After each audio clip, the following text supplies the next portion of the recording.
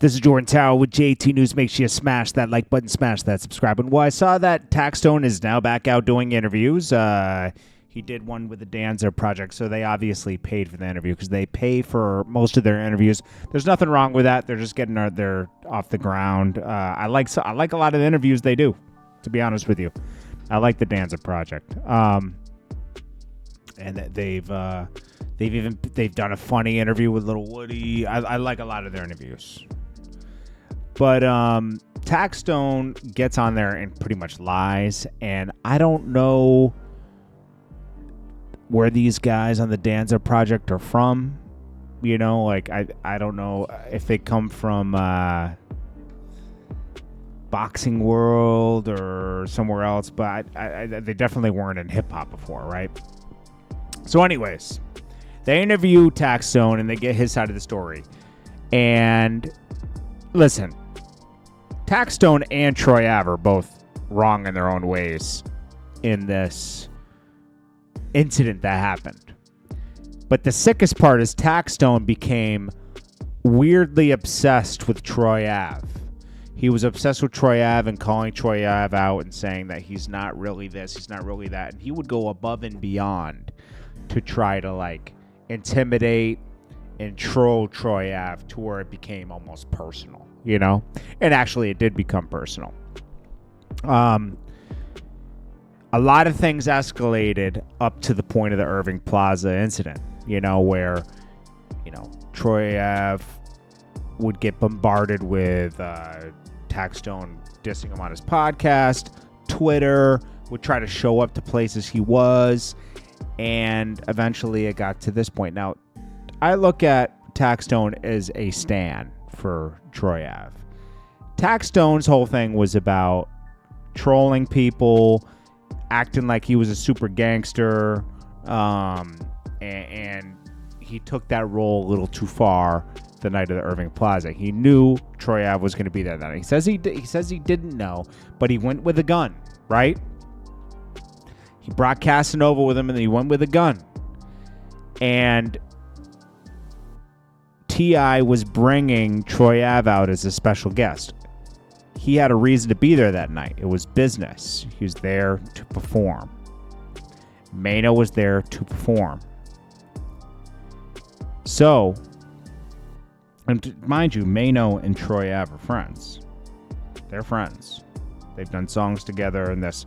So, Taxstone trying to sell this whole thing that, you know, him and Mano were against Troy Ave is not true.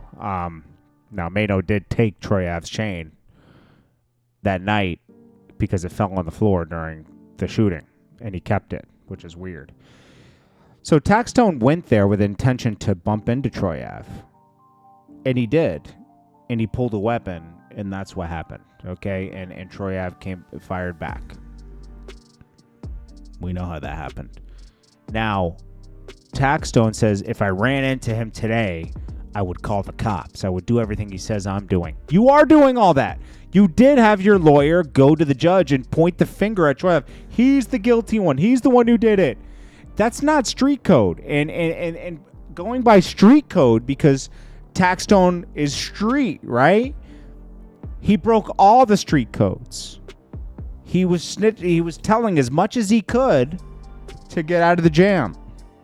But he couldn't because the gun was stolen and it had all these other charges on it from going across state lines and all this other stuff. You killed somebody, you know? So it's like you killed an innocent person too. Someone that was managing Troy Ave. Banga. He wasn't even managing him. He was kind of holding him down because his manager isn't here anymore. But, you know, he was, I forget his name. He used to manage Styles P afterwards. But yeah, Troy Ave fell out with all those people after that because he says that in the interview. Oh, we fell out with all those people. Doesn't that tell you something? He fell out with all those people because they all didn't have his back after that. He felt like they all betrayed him. And they kind of did. And I can understand that Troy Ave has the kind of personality where it's easy to have a problem with Troy Ave because he's very... I don't like his personality. I'm going to be honest with you. I don't like Troy Ave's personality at all. it's like little man syndrome, you know, like where he has to be talking down to everybody and be like, it's like Napoleon Dynamite syndrome, you know. Troy Ave isn't likable. I wasn't particularly a huge fan of his before that. I liked some of his rapping, but I don't like the way he was boasting. Like he was not the biggest drug dealer in Brooklyn. We all know that. But you know, Rick Ross wasn't the biggest drug dealer in Miami either. So I was like, and it made sense that Rick Ross and Troy Ave did a song together. Anyways, Taxstone is, he said he would call the cops on Troy Ave nowadays. You know, it's like, dude, why would you even say that? Like, and don't get fooled. This guy is lame. This guy, Taxstone, is lame, bro. He's lame. He's a stan.